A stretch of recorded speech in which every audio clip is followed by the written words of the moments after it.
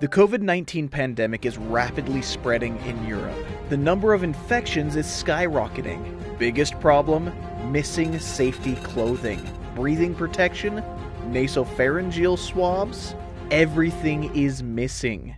How can we protect those doctors and nurses who keep us safe in this pandemic?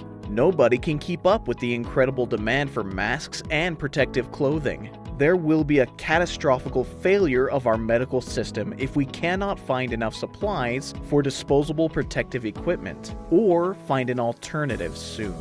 How are tests done today? Patients walk into the hospital, coughs, and the doctor is infected, with serious consequences. How does this process work with Doctor?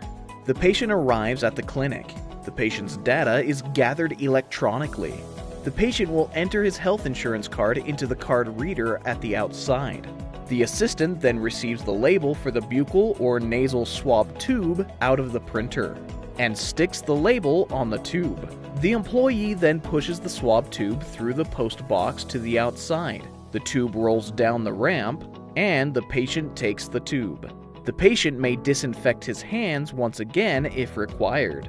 The patient walks to the doctor. The doctor uncorks the tube and does the nasopharyngeal swab, corks the tube, and gives the tube back to the patient. The doctor can examine the patient's lung with a stethoscope, medical ultrasound, or a pulse oximeter through the working channel using his gloves. The patient is finished, takes the tube, and puts it into a mailbox provided for this.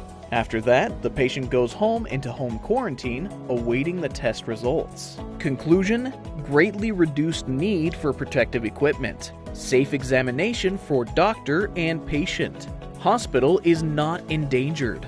It's a simpler and safer process. Rapid implementation of the hygiene measure possible.